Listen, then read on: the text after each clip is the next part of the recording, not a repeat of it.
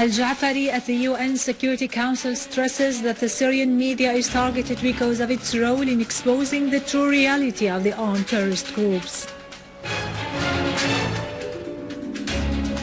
Takfiri terrorism escalates its attacks against service institutions and civilian infrastructure.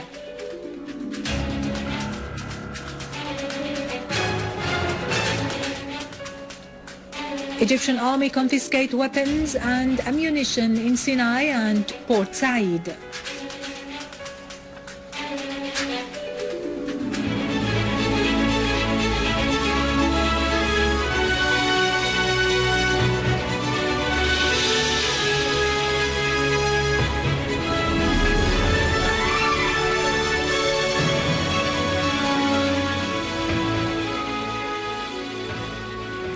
Good afternoon, ladies and gentlemen. This is Ira Krikorian with the news in English. Syria's permanent representative to the UN, Dr. Bashar al-Ja'fari, said that the national professional media is targeted by terrorists and the states which sponsor and support them. Addressing the UN Security Council's session on the situation of civilians and journalists in armed conflicts, al-Ja'fari added that the Ministry of Information has granted since the beginning of 2013 till now access to more than 300 reporters from different media outlets from various world countries into Syria and gave them the opportunity to work freely. Al-Ja'fari added that Syria lost journalist Muhammad Dirar Jammo, who was assassinated by armed terrorist groups which receive weapons and money from the same sides which are supporting the armed terrorist groups in Syria. Al-Ja'fari pointed out that some journalists are still illegally infiltrating into the Syrian territories through the borders with the neighboring countries with the help of the armed groups, adding that some of them were arrested and then they were released to leave the Syrian territories. Al-Ja'fari explained that the Syrian government was committed to cooperate with former UN envoy Kofi Annan to implement his 6-point plan, including the 5th article of the plan concerning the entry of journalists, adding that the government submitted the names of the journalists who entered Syria between March 25th and May 21st, 2012, who represented more than 166 Arab and foreign media outlets. He went on to say that the government exerted enormous efforts with the International Committee for the Red Cross and the Syrian Arab Red Crescent to liberate the kidnapped journalists and evacuate the injured and bodies of the killed journalists from the areas where the armed terrorist groups are present.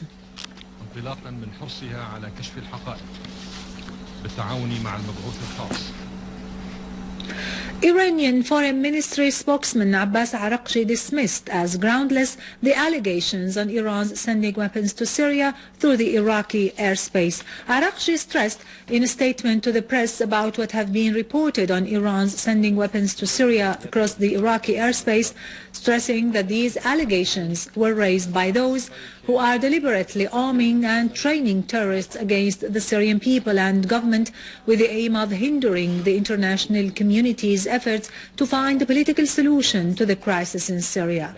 He said that the Iraqi government has conducted intrusive inspections of some Iranian planes bound for Syria, and in all cases it was officially announced that these planes were not carrying any military equipment.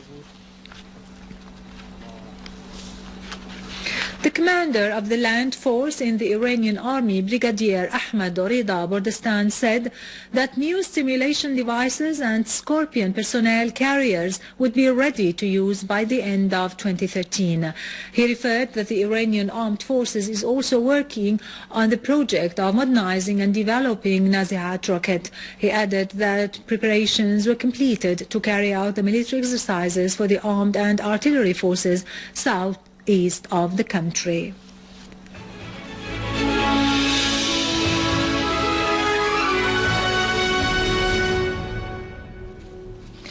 An armed terrorist group attacked this morning gas and fuel transfer pipelines that feed electric power generation stations in the southern region. In a statement, Minister of Electricity Imad Khamis said that the generation stations completely went out of service as a result of the terrorist attack, and a blackout prevailed in the provinces of Daraa, Suwaida, Qunaitira, Damascus and Damascus countryside.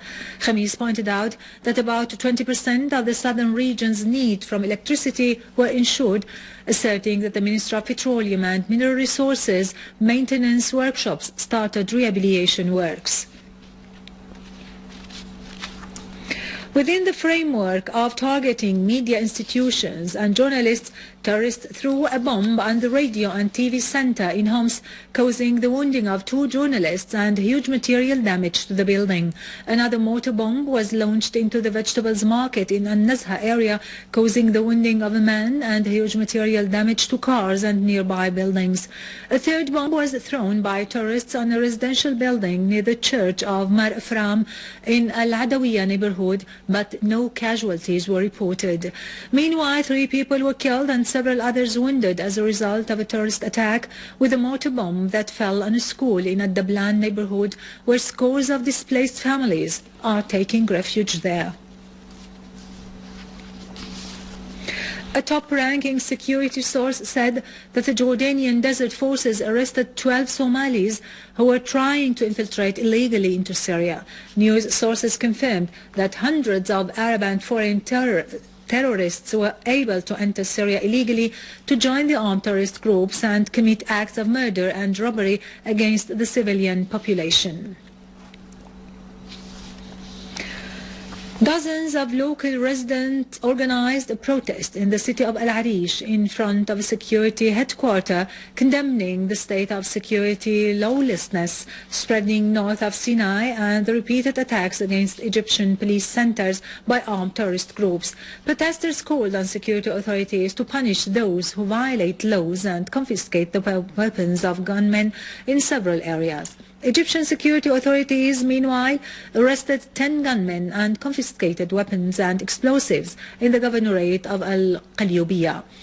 Yesterday, 3 policemen were killed and 3 others injured when gunmen attacked a police station in Al-Arish city. Over to Libya, where fierce clashes erupted among several Libyan armed groups in the capital, Tripoli. Libyan sources pointed out that heavy machine guns and RPG launchers were used during the clashes. Meanwhile, a number of policemen took to the streets to protest against the violence perpetrated by armed groups in different areas, which prevent them from performing their duties. In Bahrain, a booby-trapped car exploded near the Royal Council Center south of the capital, Al-Manama, causing no casualties. Meanwhile, the Minister of Interior confirmed that a terrorist explosion has occurred inside a mosque in a Rifai area. Bahraini opposition condemned these explosions, expressing rejection for any terrorist act which targets civilians, calling for finding a peaceful solution to the crisis in Bahrain.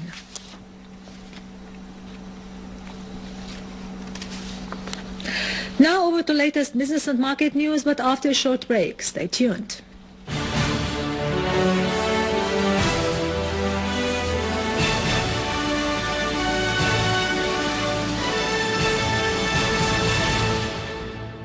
Welcome back. Minister of Agriculture asserted that the ministry focuses on supporting the strategic crops and cereals. The manager of the Agricultural Supporting Fund said that the government has allocated 21 billion Syrian pounds for the fund, noting that the ministry has submitted a proposal to the government to support the strategic crops, highlighting the importance of supporting the farmers to overcome the obstacles as a result of the current crisis. The General Company of Mills has offered some proposals to the Minister of Domestic Trade that aim to achieve a sufficient stockpile of flour.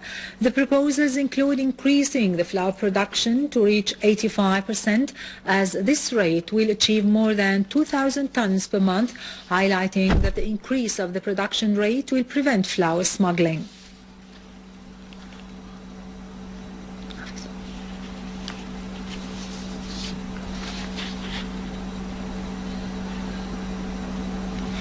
The manager of the cement company in Hama asserted that the cement quantities in the company branch estimated at 4,000 tons, noting that the reducing of cement quantities from 8,000 tons to 4,000 tons is due to the current conditions, in addition to the rising of the cement prices to reach 13,000 Syrian pounds per ton and the high prices of the transport. The manager, on the other hand, asserted that the company's manufacturers are ready to work more if the company's branch ensures the materials transporting to the governor rates.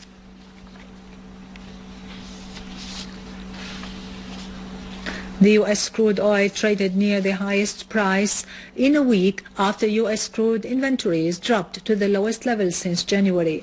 Futures were little changed after rising 0.5% yesterday, while Brent for September settlement slid 10 cents to reach $108.51 a barrel.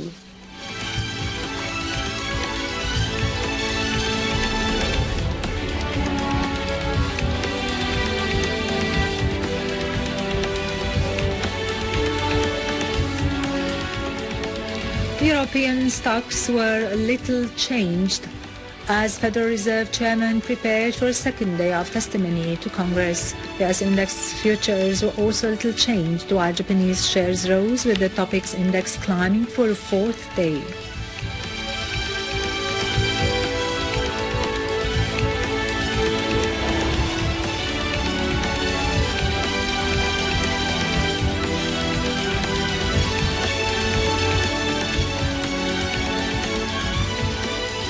Gold swung between gains and drops following the biggest retreat in almost 2 weeks. Gold for immediate delivery was 0.3% higher at $1,279 an ounce.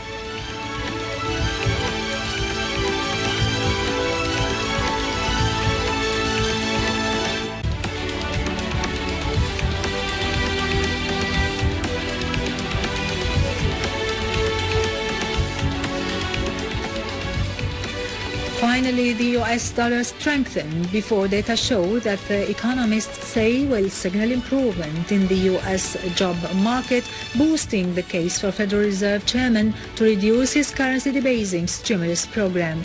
The yen fell for a second day against most of its 16 major peers.